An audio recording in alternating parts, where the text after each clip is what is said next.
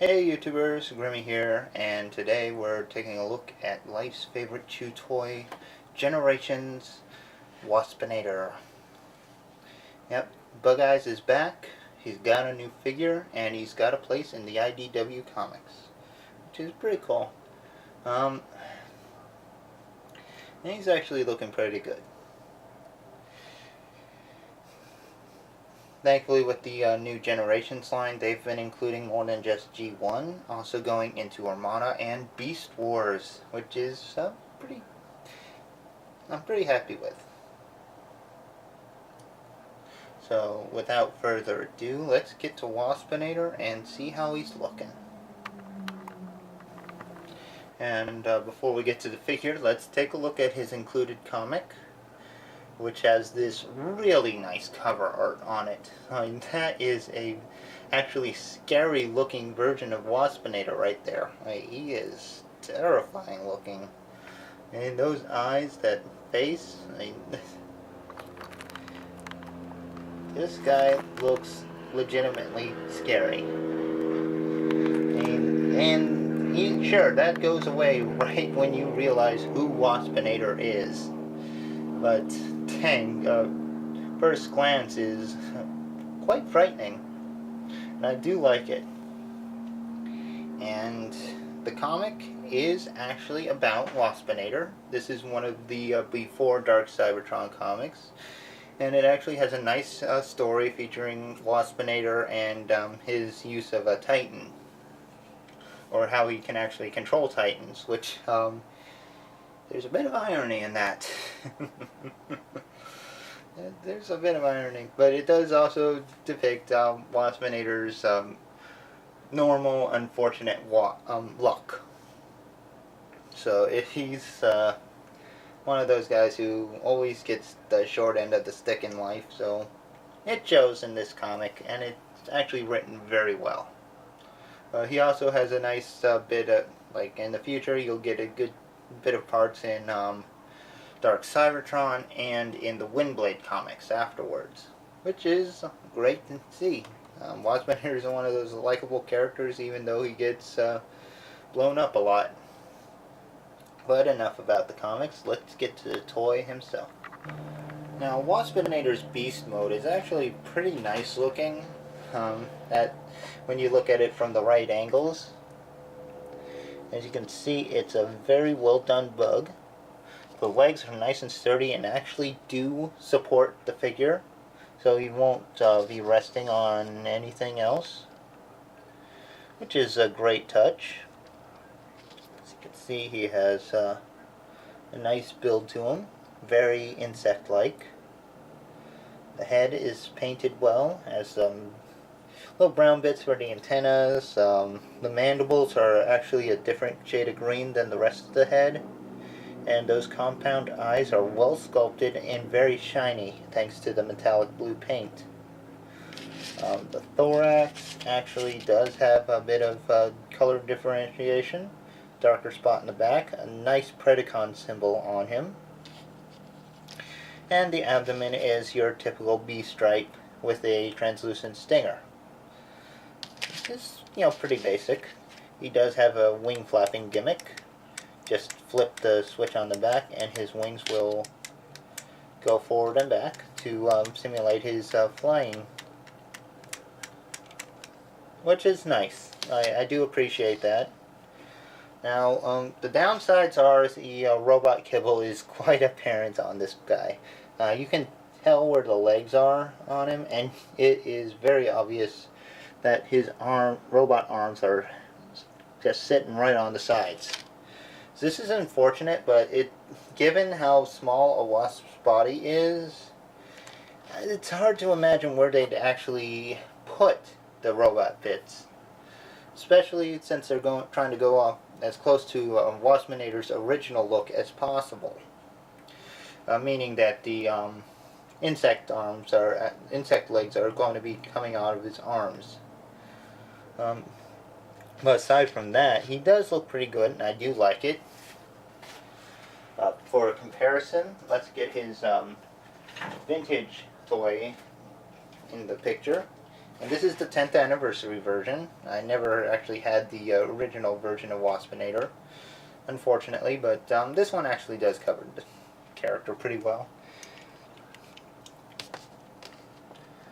But as you can see, well, let's back this up.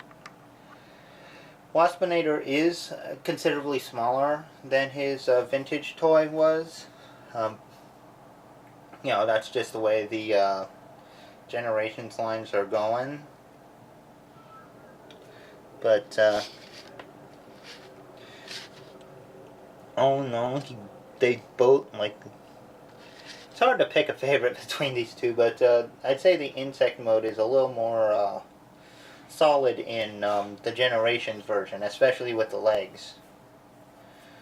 But other than that, they're actually quite even in this form.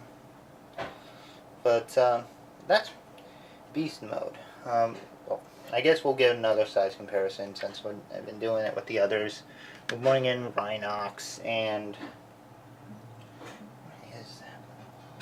and Rat Trap. Sorry, he was a little bit hiding from me a bit. Get the vintage out of the way.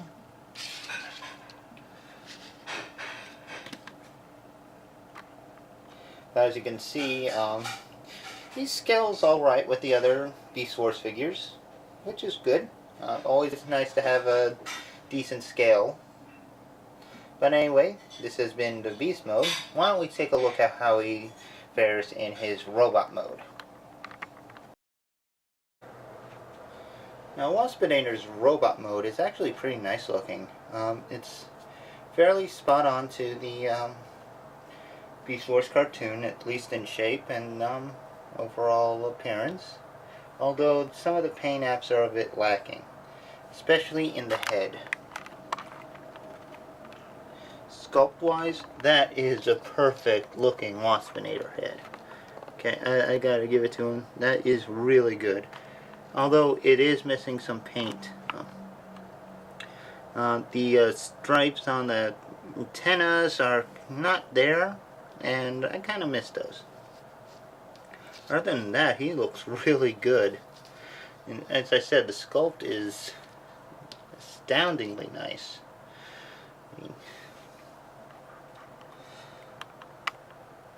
And he's got well done in all areas. His legs, back.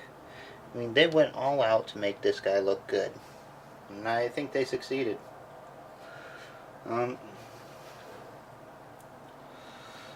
Now, one little thing is that the wings, the way that the gimmick works, it does hold the wings at a downward angle when it's in robot mode.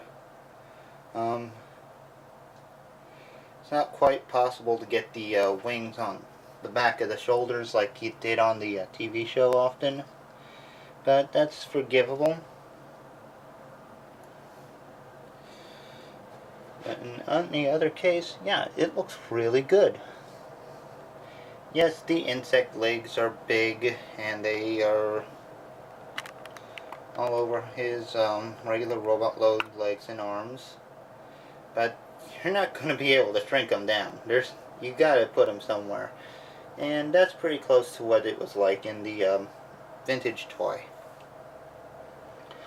Now, for his accessories, he does have a stored weapon, which is on the abdomen, much like the Beast Wars toy.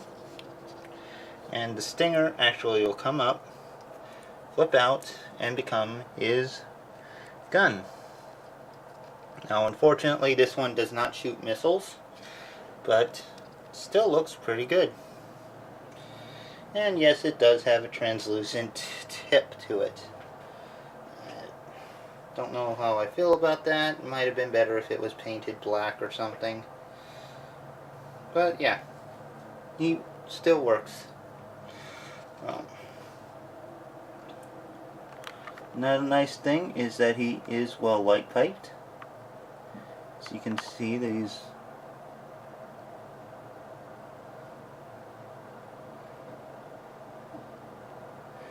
so he does have some nice light piping to him, which is always a plus. But let's get into his articulation here. He does have a ball jointed head, which is very good. You can look up and down, go left and right. Very nice range there. He has ball jointed shoulders, in and out, forward back, ball jointed elbow, so that will cover for the bicep swivel. Swivels at the wrist, definite plus. No waist joint, just because of how the transformation is, but he does have ball jointed thighs or hips and thigh swivel. So got pretty good there, and he's got a bit of a knee. Doesn't bend too far in, probably about 45-degree angle at best, but he does have some toe articulation as well.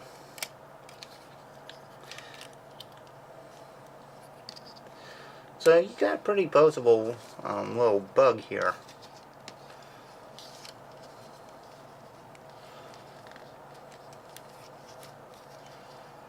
If you can get him to balance, at least.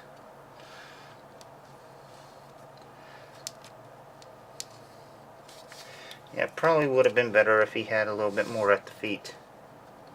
But he can still hold a pose pretty well.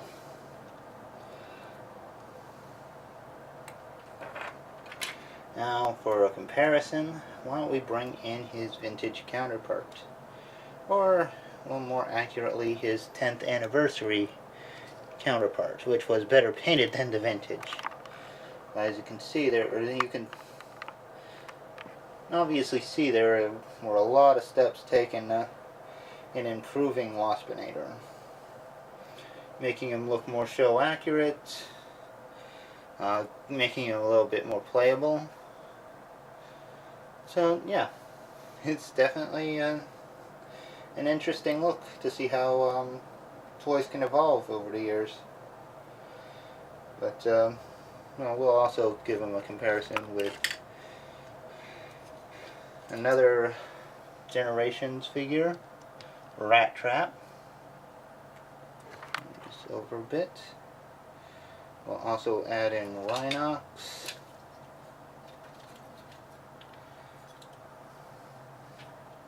Who blew him up quite a bit.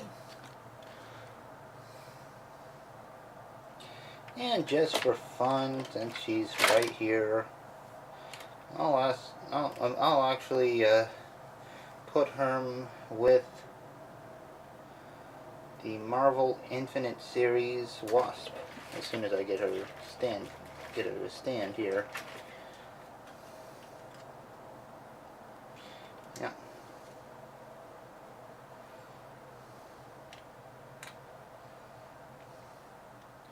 So, yeah, Marvel Wasp.